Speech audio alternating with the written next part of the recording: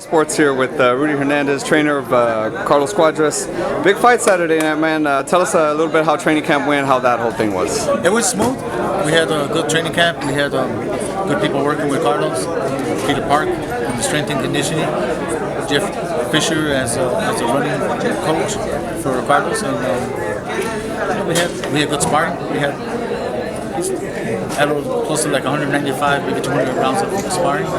Sparring, not fighting, big difference. No excuses. If he wins on Saturdays because he was better. If he loses because Chocolatito was better.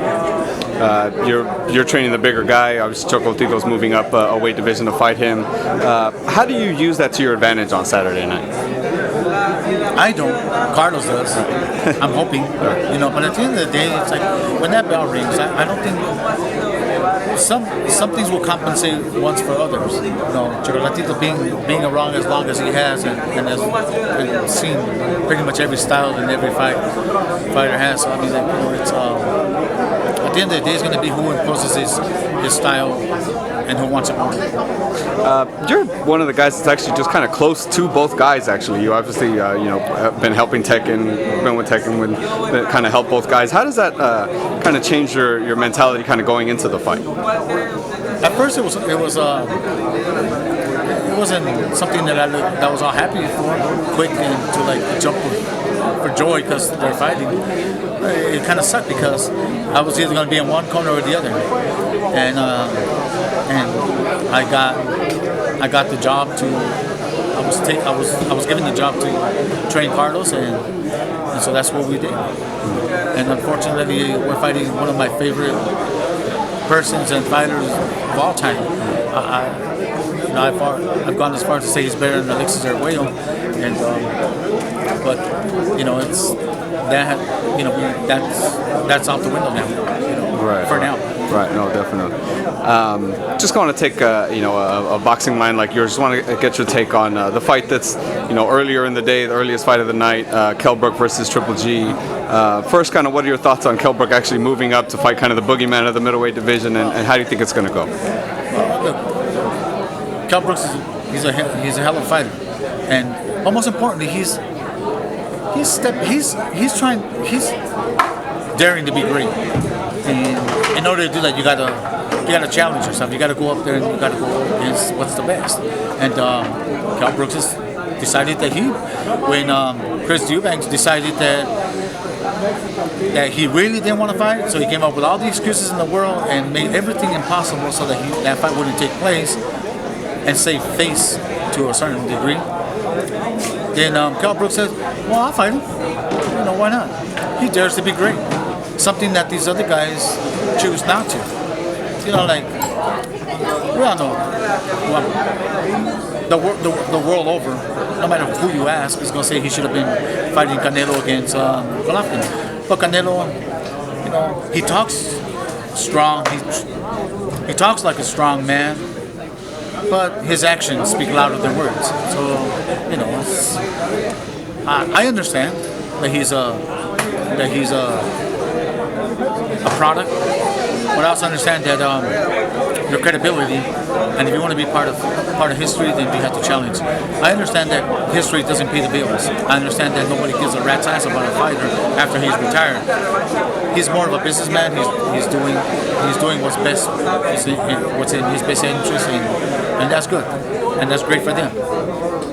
But as a boxing fan and being involved in boxing, okay, then don't say that I'm going to fight you next, or I'm going to do this with you, or bring him up in the ring, and it's just like, that's bullshit. Don't bullshit the public, because it's like, just sit well with us. Right. Just speak the truth. It's better. You know what? I'm not fucking ready for him. Right. I don't want to fight him. He'll probably kick my ass right now. And you know what? But give me time. And if it happens, it happens. If it doesn't happen, oh well.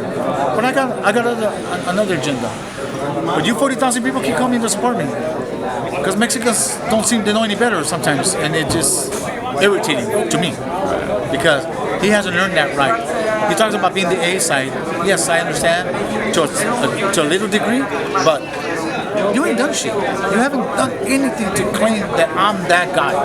And how Mexicans follow for this guy, I don't get it. But I will tell you this: a lot of those Mexicans are looking at Golovkin more than they are him.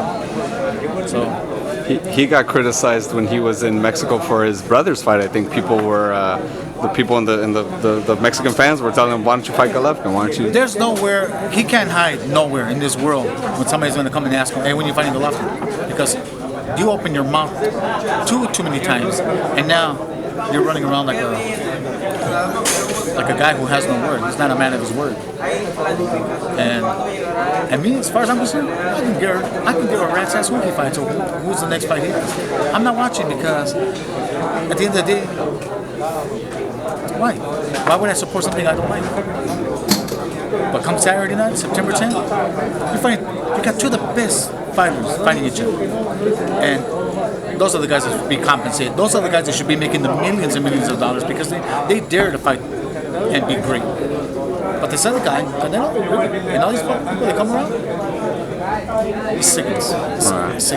It's different too because Pacquiao and Mayweather kind of circled each other for a while, but different promotion companies. Obviously, they have Triple G and Canelo have different promotion companies, but they had different issues that it just seemed like they couldn't together. It seems like it's really just kind of that side that just doesn't want to make it yet. To compare Canelo with Mayweather and Pacquiao, really? Right. What the hell has this guy ever done to deserve that kind of comparison?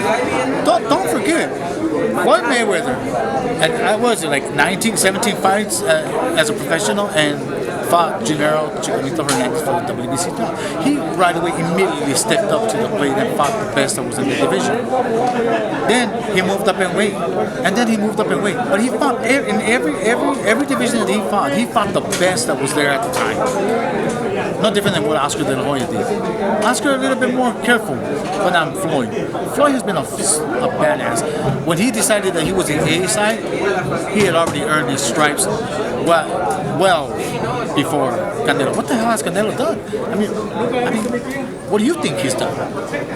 No, I see what you mean. He doesn't have that clout that say Mayweather or Pacquiao has. Super flyweights, right? He was a bantamweight champion. He was a featherweight, junior lightweight. These guys, they had to work their butts to get there a long time ago. This guy, all of a sudden, like, I'm Mexican and I'm red. What the fuck? If he weren't fucking red, would he be as popular? Would anybody give a rat's ass about it? I mean, really. No, well, thank you so much, Rudy, for the time. Really appreciate it, and thank you so much for the insight, man. Best of luck on Saturday. As well. Thank you. Appreciate it. Thank you, brother.